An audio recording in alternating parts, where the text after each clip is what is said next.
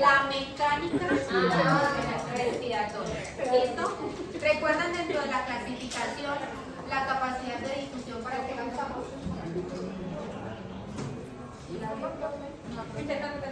Para medir el intercambio gaseoso que realiza el paciente a nivel de el intercambio alveolo-capilar. Entonces, esta es una gráfica pues algo muy básica de lo que hace el examen como tal. Entonces, hay una transferencia de gas desde los alvéolos hacia la sangre. Es lo que hace el examen básicamente. A través de esa transferencia de ese gas, identificamos qué tanto gas se está difundiendo del alvéolo al capilar. Y pues ahí sabemos si el paciente está haciendo un adecuado proceso de oxigenación o no. Mide el factor de transferencia de oxígeno desde el espacio alveolar hacia la hemoglobina de los eritrocitos que están contenidos en los capilares pulmonares. ¿Sí? ¿Qué vamos a hacer? Medir qué tanto oxígeno está pasando del alvéolo al capilar. ¿Sí? ¿Para qué? Para identificar si el paciente está haciendo un adecuado proceso de oxigenación o no. ¿Sí? ¿Claro? ¿Eso?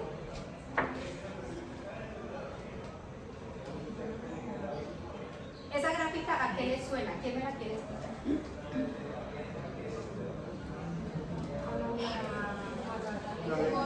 Recuerden que es netamente el examen como tal. Ya sabemos que mide la transferencia de gas que va del alvéolo al capilar. ¿Sí? ¿Qué tanto oxígeno se está pegando a la hemoglobina para que se oxigene a nivel sistémico? Entonces, esa gráfica, ¿qué les suena? ¿Cómo a qué se les parece?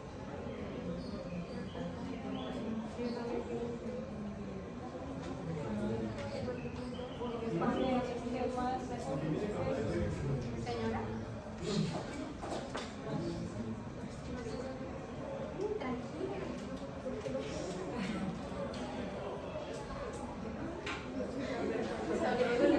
Santi, Juan Camilo, Juan Carlos, Juan, Juliana, Alex. Pero ¿cómo sería como la cantidad Con el examen de capacidad de difusión vamos a medir la transferencia de gas del alvéolo al capilar. ¿Qué sería, María? Profe, es que yo eso lo veo como cuando el semestre pasado nosotros hicimos, bueno, yo no hice, pero un compañero hizo una exposición que era como el transporte de la sangre al capilar, como que se iba, es que lo explicaba como si fueran buses, ¿no? Entonces, eso lo explicó, si no estoy mal, fue Pinto. Entonces era de que habían cuadrículas que se llevaban cierta cantidad de sangre a los capilares. Entonces si iba de oxígeno a De los moléculas capilares. de oxígeno al capilar. Sí, exacto, qué pena. A eso yo veo a veces como el oxígeno que se reparte entre los capilares y que esté como en las mismas cantidades, ¿no? Es que lo veo hacia esa gráfica, como que se reparta bien. Y si no fue una idea, usted dijo que agotáramos. ¿Está perfecto? ¿Quién se la complementa? Profe, no sé si tengo que ver el cambio de medio de menor concentración a mayor concentración. Sí, eso no es por los grados. Recuerden que estamos hablando del examen, no del proceso fisiológico como tal de lo que sucede. Estamos hablando del examen. Yo tengo que inyectarle un gas al paciente y vamos a ver qué tanto gas se difunde entre el alvéolo y el capilar. ¿Eso no es examen? Sí, señor.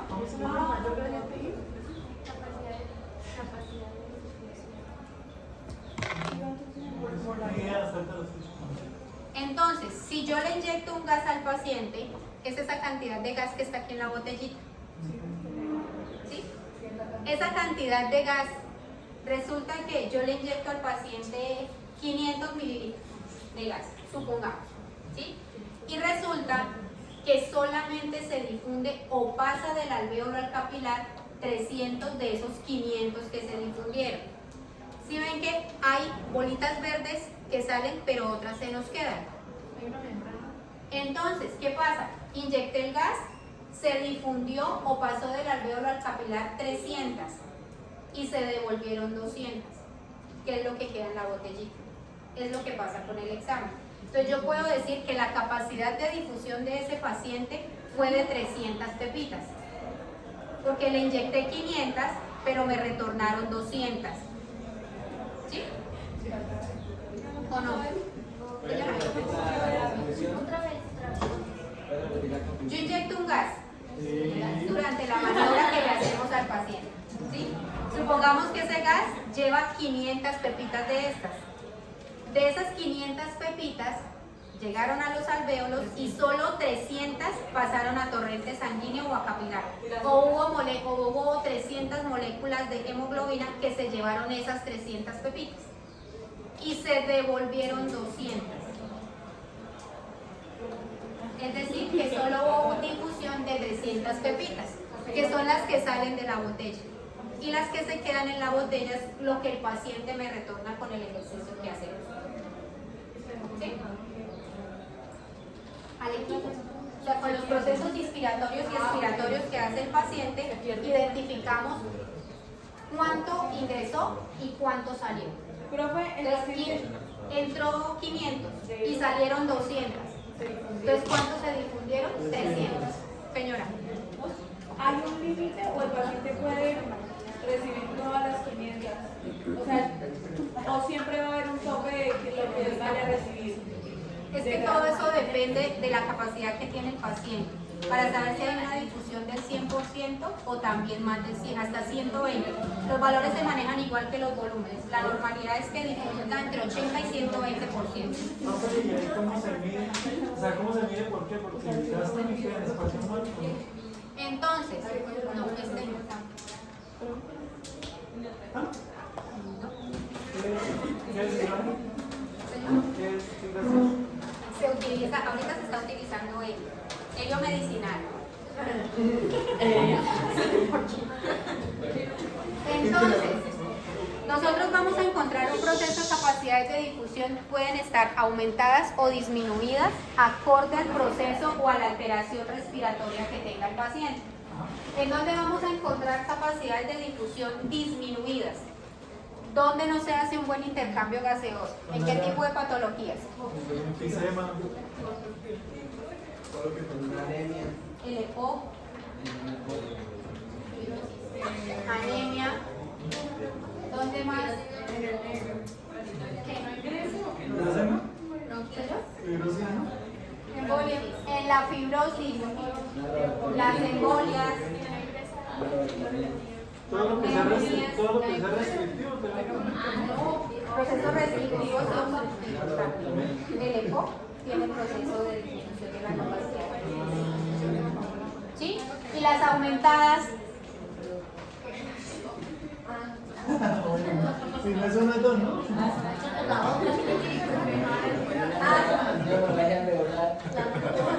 Y en una eritrocitosis, probablemente, ¿cierto? ¿Y por qué en un asma, José? José, cuéntame. Pero ¿por qué aumenta? En una fibrosis disminuye. ¿Por eso? Otra, si no es una Porque si el EPOC es un obstructivo está disminuido y si el asma es un obstructivo está aumentado. Porque todo, como todo en la vida depende. ¿De qué? Esto. Porque porque creo que el EPOC puede ser esto crónico, afecta en ese intercambio ya, ¿no? Por ahí va. Pero ¿qué pasa al ser crónico? ¿Qué pasa con los tejidos cuando hay un proceso obstructivo crónico? El tejido ya se está dañando. ¿Qué más pasa? Sí, se pone fibrótico. En el EPOC hay tejido fibrótico. Eso le acompaña. Entonces empezamos a perder todas las características físicas de los tejidos y eso hace porque es un proceso obstructivo crónico. Entonces el tejido se empieza a deteriorar netamente, por ende el intercambio gaseoso no se puede realizar de manera adecuada. Pero entonces, ¿qué pasa en el asma? Que es agudo y se puede rescatar. O sea, no hay problema, o sea, No no hay hay lesión en problema los en la alveolos, o sea, no tanta No hay lesión. Pero problema en la entonces diría difusión. uno que si el tejido no está alterado, pues sería una difusión normal. ¿Pero por qué está aumentada en el asma? Porque usted dijo. Por el ingreso de hiperreactividad. No, no. ¿Y qué pasa con los procesos de hiperactividad bronquial? ¿Qué pasa? Tiene una respuesta exagerada, sensibilización de... ¿Hay una respuesta exagerada de quién? Ah, ya, sí. Se permite, hay mayor, ¿cómo es que se llama? Sí, hay hiper... Eso. Y eso aumenta la capacidad. Es la ruptura, ¿no? Sí, no. Por eso, porque Hay mayor vasodilatación. Hay un por ende edema, mayor hay un producción. edema. Pero la vasodilatación no incrementa los riesgos y transportan el oxígeno. Creo que porque hay una ruptura en la integridad de la Hay mayor permeabilidad de las hay un edema membranas. en la Profe, pero eso pasaba, yo leí decía que un paciente con asma no se le conoce una proporcional hiperactividad bronquial, pero que se debe ocasionada por una inflamación persistente. Pero ¿por qué está aumentada la capacidad de difusión? porque hay más arterial, como hay edema. No, pero es porque hay mayor ¿Qué permeabilidad. pasa? Pero es porque hay mayor permeabilidad de las membranas. Hay hiperactividad bronquial, Ajá. ¿cierto? El sistema respiratorio tiene que dar una respuesta inmediata a esa necesidad de falta de oxígeno que tiene el paciente por inflamación, por broncoespasmo. Entonces el reclutamiento alveolar tiene que aumentar. Yo necesito más alvéolos que oxigenen mi sistema. ¿Sí? Entonces hay un déficit de ingreso de aire o de atrapamiento de aire porque el paciente no es capaz de respirar en una crisis asmática. Entonces resulta que ese aumento de reclutamiento alveolar hace que absorba o se consuman más moléculas de oxígeno. Entonces vamos a tener más moléculas de oxígeno para pasar al torrente sanguíneo. Por eso vamos a encontrar capacidades de difusión aumentadas en los pacientes asmáticos. ¿Sí? En el EPOC no, porque el tejido sí se está dañando. No hay los suficientes alvéolos para hacer ese intercambio gaseoso con los capilares. Es la misma cantidad de alvéolos, pero trabajan más. Captan más moléculas de oxígeno para poder suplir el ahogo o la disnea que tiene el paciente. Pero la cantidad es la misma. Es igual, porque en ese momento pues no podemos decir que el pulmón está reproduciendo alvéolos, no, porque ya fisiológicamente hay una cantidad de alvéolos estructurales. Pues ese reclutamiento alveolar es que me está captando más moléculas de oxígeno. ¿Sí? En la hemorragia alveolar, ¿qué pasa?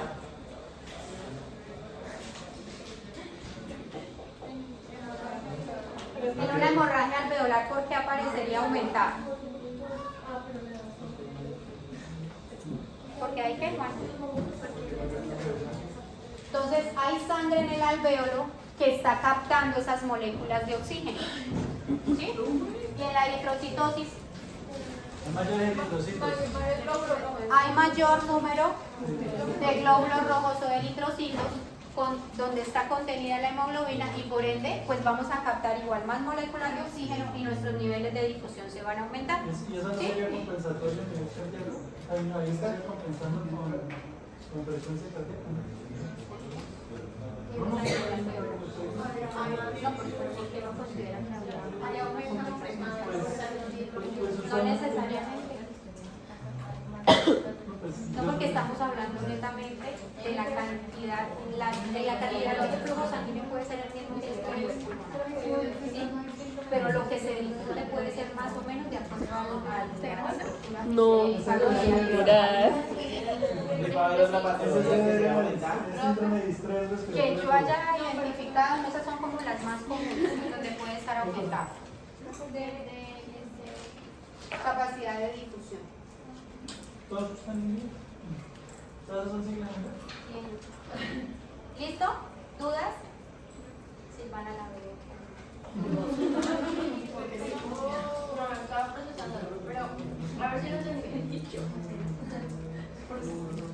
La capacidad de difusión va a estar disminuida en patologías como el EPOC porque los alvéolos están fibróticos, entonces eso afecta la capacidad de No difusión. necesariamente fibrótico. Sí, cuando está Dañados, Porque recuerden que el tejido, una cosa es que haya una fibrosis pulmonar y otra cosa es que el tejido elástico empiece a perder sus características, sus propiedades. ¿Sí? Porque están afectados los alvéolos, entonces la captación de oxígeno no es la misma. Sí. No se puede captar la misma cantidad para disminuir el torrente sanguíneo. Mientras que en patologías aumentada porque los alveolos están acostumbrados a reclutar más oxígeno. Necesitan reclutar más oxígeno del habitual. Señora, es una respuesta que hace nuestro sistema frente a la necesidad de respirar. ¿Sí? Exacto. ¿Sí? Señor. Nosotros digamos en un paciente de nacimiento ortopedia o anemia que viven en una cantidad de glóbulos rojos, va a haber una menor capacidad de Está menor, está más chico. Porque no hay suficiente hemoglobina para transportar las moléculas de oxígeno. Pero, o sea, ahí podemos decir que de recibir los 500 simplemente podría solamente, digamos, o sea, si les trae los 500 solamente recibir 100 y dejar 400, o sea, sí podría pasar. Sí, claro, cuando están disminuidas. Ah, ok. Dejar 100 y expulsar 400. O consumir 400 y expulsar 100. Ah, ok. Depende del proceso. ¿Sí? Puede estar aumentada o disminuida.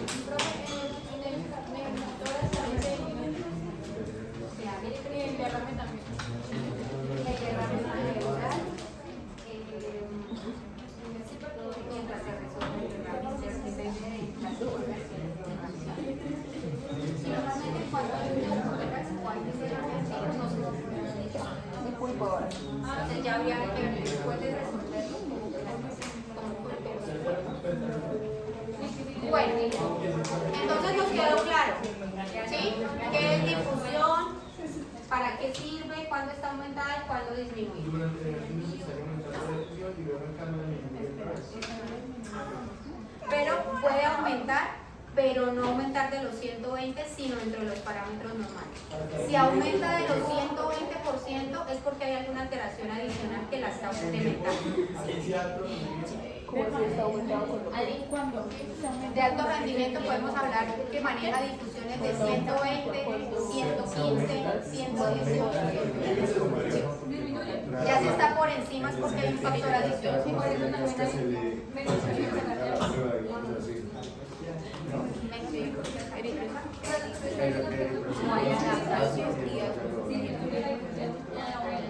No, que se Juan me pregunta que si están aumentadas, es decir, que esté por encima de 120. Si está por encima de 20 es el componente patológico que la está incrementando. ¿Cuáles serían las indicaciones? Esto es muy similar a lo que hemos manejado con volúmenes y espirometría. Hacemos seguimiento en pacientes con enfermedad pulmonar intersticial difusa y pacientes con EPOC. ¿Por qué hacemos seguimiento? Lo mismo, yo necesito verificar si mi paciente se ha mantenido estable o ha empeorado. Porque estas dos patologías, ustedes no van a encontrar que el paciente se vaya a sanar o se vaya a recuperar. Son dos patologías que lo que hace el tratamiento es mantener al paciente estable y que se deteriore lo menos posible. ¿Sí? Entonces hacemos controles para saber si los tratamientos que se están instaurando están funcionando o no. Evaluación de afecciones pulmonares en enfermedades sistémicas, enfermedades vasculares pulmonares, resecciones pulmonares, trasplantes de médula ósea o trasplantes de pulmón. Evaluación de enfermedades infecciosas como la neumonía, pero estas evaluaciones se hacen cuando ya el paciente tiene la patología estable. Acuérdense que en procesos infecciosos activos, que sean respiratorios, no debemos hacer ningún tipo de examen de función pulmonar. Diagnóstico y seguimiento, lo mismo a todas las patologías respiratorias que hay. Las contraindicaciones, muy similares, todo prácticamente si ustedes lo revisan, es exactamente lo mismo. El procedimiento, ¿qué es lo que difiere con espiro y volúmenes? En este no hay diferencia en que el paciente se aplique o no se aplique inhalador. Entonces, si es un paciente que requiere su medicación por inhalador todo el tiempo, aplíquela sin ningún problema. Si el paciente llega y me dice, es que me apliqué el inhalador antes de salir de la casa, no pasa nada, la podemos realizar sin ningún inconveniente. ¿Sí? Porque la capacidad de difusión pues no va a interferir en que la vía respiratoria, a menos que el paciente esté en crisis, que no le permita hacer un ciclo respiratorio adecuado durante la maniobra que vamos a hacer.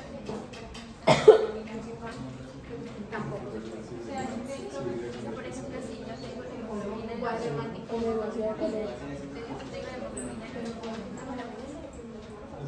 ¿En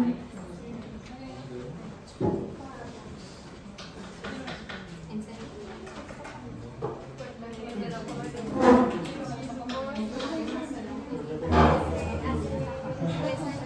Sueñito.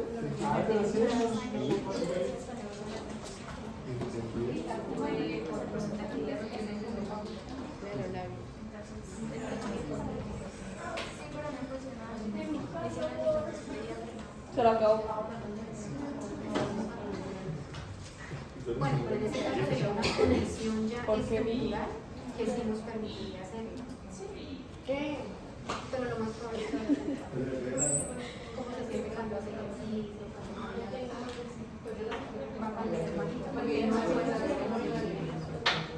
y si no hay buena alimentación, Estoy escuchando.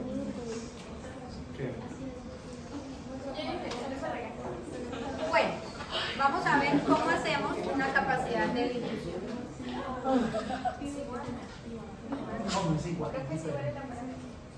Sí, es con el mismo.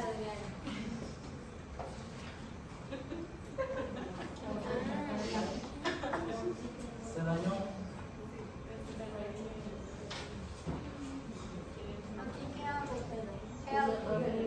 ¿En el botón que dice? Sí.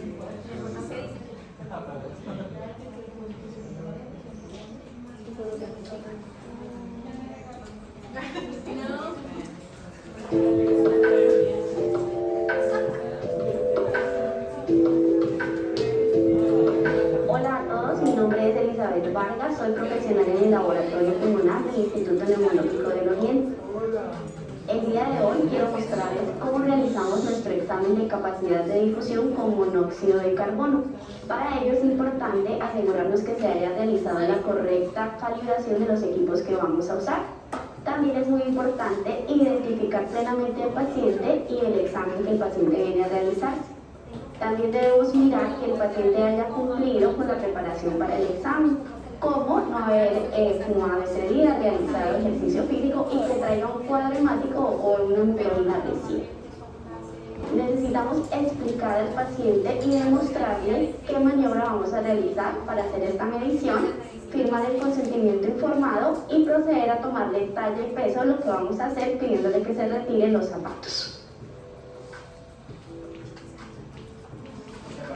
Vamos entonces ahora a explicar cómo vamos a realizar la capacidad de difusión con monóxido de carbono. El ejercicio que vamos a hacer es que comienzas a respirar por el filtro, adentro y afuera varias veces a volumen corriente. Luego tomas aire profundo, botas largo, luego tomas el aire súper grande, sostienes la respiración, sostienes hasta que yo te diga sopla y vas a soplar largo sin parar hasta que yo te indique que puedes descansar.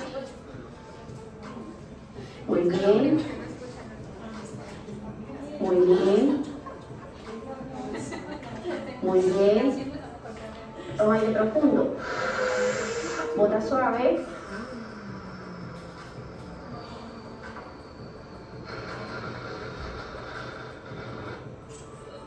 Toma profundo. Sosténlo, sosténlo, sosténlo, sosténlo, sosténlo, sosténlo, sosténlo, sosténlo, sosténlo, bota largo, bota, bota, bota, bota, bota, bota, bota, bota, bota, bota, bota, bota y descansa. Perfecto. Vamos a revisar la capacidad de difusión a volumen corriente. Sostienes hasta que yo te diga sopla y vas a soplar largo sin parar hasta que yo te indique que puedes descansar. Muy bien. Muy bien. 4 respiraciones no puedo. Muy bien. Toma aire profundo. Bota suave.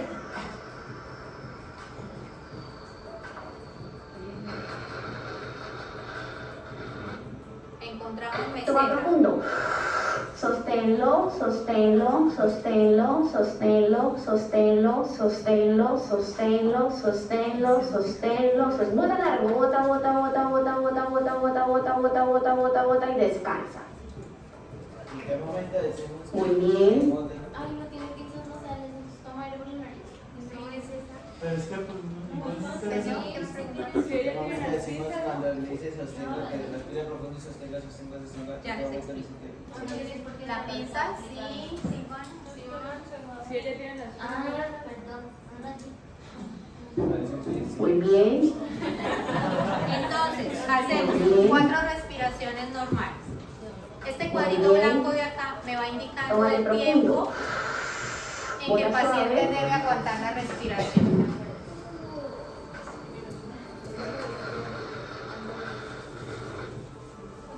Toma profundo.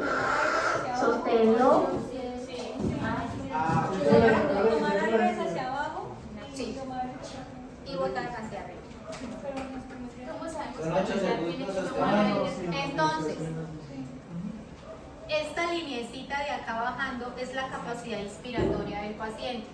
Yo le pido que tome aire profundo y empiece a botar suave y largo sin parar. Cuando le pido que vuelva a tomar, igual que en la espirometría, cuando yo encuentro una meseta. Ya cuando el paciente terminó el proceso expiratorio, hay una meseta, ahí le voy a pedir al paciente que vuelva a tomar aire profundo. ¿Sí? Después de la segunda inspiración máxima, vamos a hacer un periodo de apnea de 10 segundos. Los 10 segundos nos los va marcando el equipo aquí arriba. Aquí arriba, miren este cuadrito blanco. Sosténlo, sosténlo, sosténlo, sosténlo. Son 10 segundos. Esta barrita de acá me va dando a mí la presión que tiene el paciente en la boquilla. Cuando esa barrita cambia de color, no es verde sino roja, significa que el paciente soltó o aflojó la boquilla. Estamos cambiando las presiones en el sistema. Por ende, si eso se pasa a rojo, yo tengo que volver a hacer la maniobra. ¿Sí? Pero si el paciente hace muy buenas inspiraciones, tanto la primera vez como la segunda vez, mantiene constante su periodo de apnea sin que esto cambie de color, podemos hacer el ejercicio una solita vez. Sosténlo, sosténlo, sosténlo, sosténlo, sosténlo. Bota largo, bota, bota, bota, bota, bota, bota, bota, bota, bota, bota, bota, bota y descansa. Perfecto. ¿En qué momento se le dice descansa? El equipo dispara solito la válvula. Entonces, ahí auditivamente uno se da en qué momento detiene el examen y ahí le pedimos al paciente el Y es que descanso. la primera inspiración es, pues, No es profunda, es una capacidad inspiratoria más. Profe, ¿y uno dónde se estudia eso? ¿Acá? Ahorita. Los laboratorios le dan a uno la capacitación. Sí, sí. O sea, aquí en Bucaramanga lo hacen. Sí, claro. explícanos, Jota. El neumológico, el neumólogo, la cardio, el hospital internacional. Y aquí en donde hacen eso. Sé que pues en el neumológico lo hacen. Pero Los exámenes en el neumológico, solamente hacen Yo exámenes. también estoy enferma. En el HIC, en el hospital internacional, en el hospital universitario y en la cardiovascular. y ellos son, todos son fisioterapeutas los que hacen estas pruebas. Necesariamente hay técnicos de enfermedad también, pero la mayoría hoy en día van a ser físicos. No. Bueno, Julián, ¿me lee, por favor? Por eso me llamo medio sueño. Primero, sentar al paciente cómodo y erguido, explicar el procedimiento a realizar y ajustar el alto del causal. Segundo, el paciente se coloca adecuadamente la horquilla y la pinza nasal. Tercero, se realiza 4 respiraciones en volumen corriente seguido de una expiración máxima y se indica al paciente que exhale hasta alcanzar una meseta para activar las válvulas. Cuarto, se estimula al paciente a realizar inspiración máxima y rápida, menos de 3 segundos, la cual debe alcanzar más del 90% de su volumen Volumen corriente. Entonces, decimos más del 90%. ¿Cómo identificamos nosotros que el paciente está tomando el 90 o más del 90%?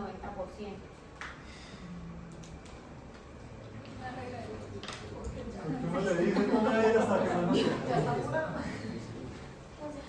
Resulta que cuando nosotros vamos a hacer la prueba, debemos hacerle al paciente, se llama capacidad vital lenta. Entonces vamos a hacer 4 respiraciones normales. Le pedimos al paciente que tome aire lo más profundo que pueda y lo bote largo sin parar hasta la meseta. Ahí nos está indicando cuál es la capacidad inspiratoria que tiene el paciente en ese momento. Debe ser la inspiratoria máxima. Sí, máxima inspiración. Listo, y ya les muestro dónde identificamos el 90. Siguiente, Julián. Quinto, se debe mantener el periodo de apnea durante 10 segundos, teniendo precaución de que no haya fugas y evitar la maniobra de... ¿Cuál es la maniobra de Valsalva?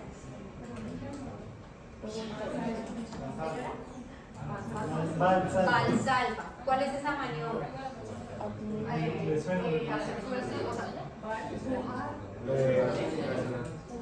¿Cómo?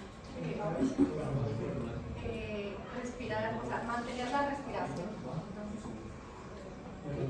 Es como cuando ustedes, por ejemplo, se tapan los oídos, ¿sí?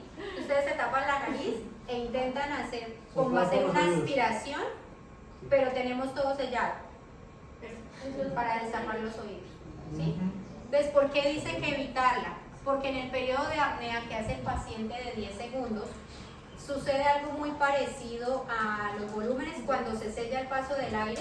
Aquí también se sella y puede que el paciente quiera soplar muy fuerte, pero no va a poder.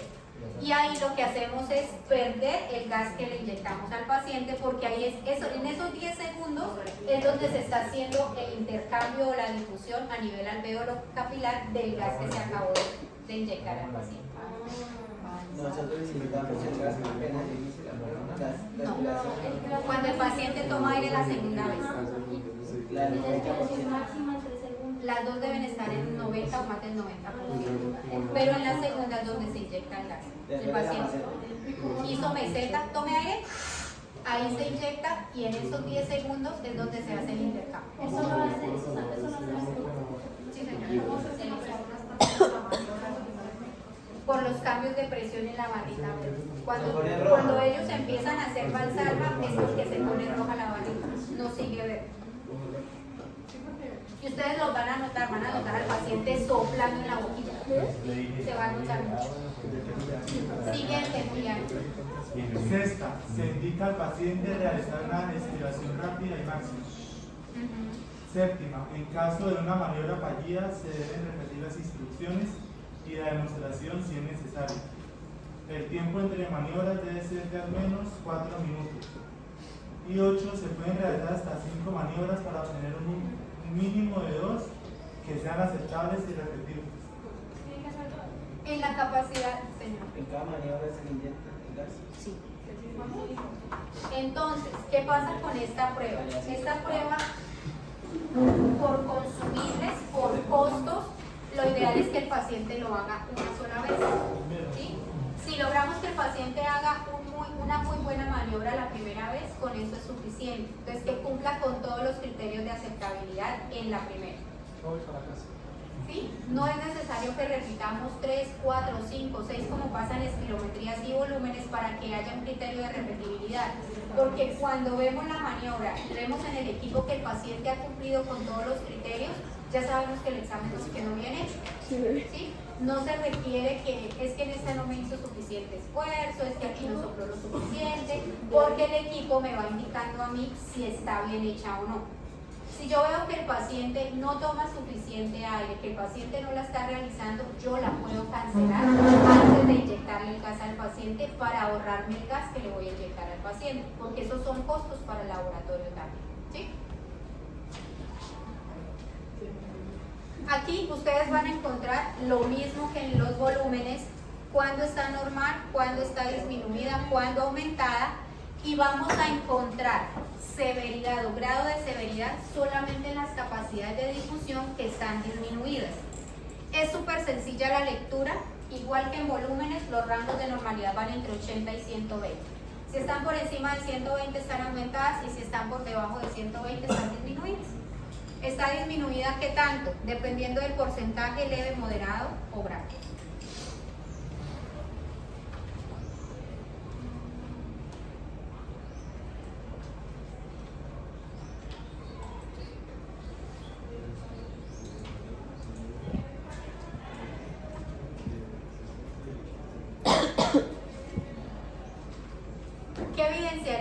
ustedes en esa gráfica?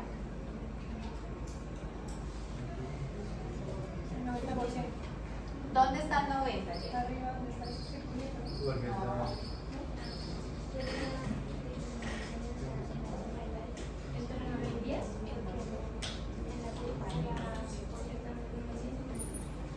¿Qué vemos en esa gráfica? ¿Qué pasa con la primera toma de aire? ¿Qué pasa con la primera toma de aire?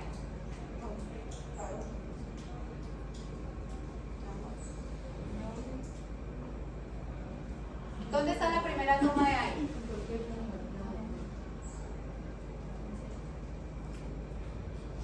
¿No se nota? Es la primera que ha subido.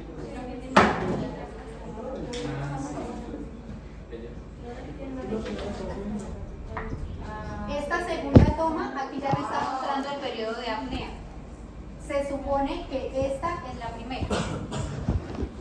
Esta línea punteada que ustedes ven abajo es la que me indica a mí el 90% del volumen corriente de ese paciente.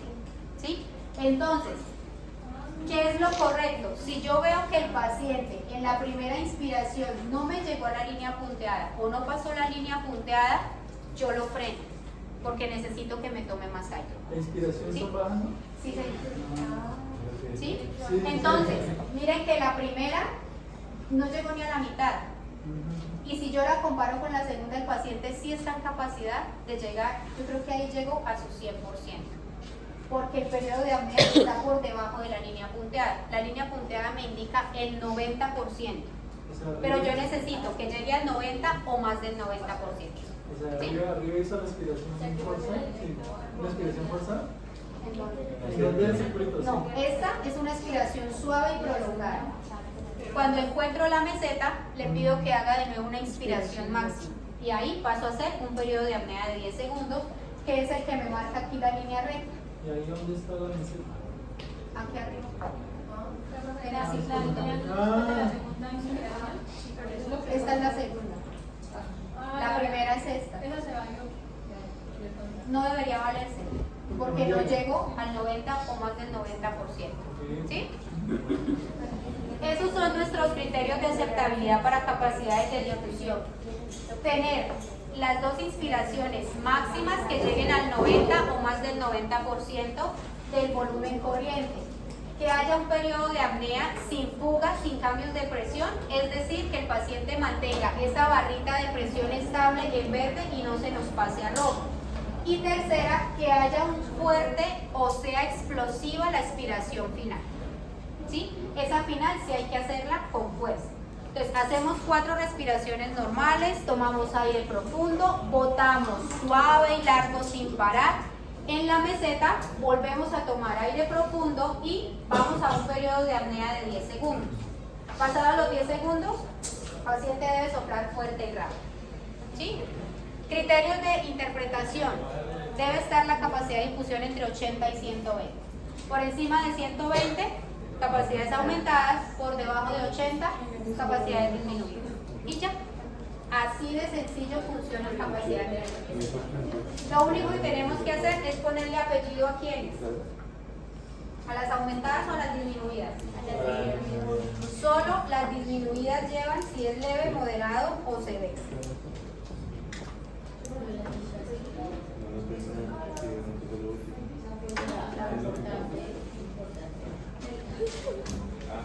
Este sí me lo voy a llevar con nombre y con todo.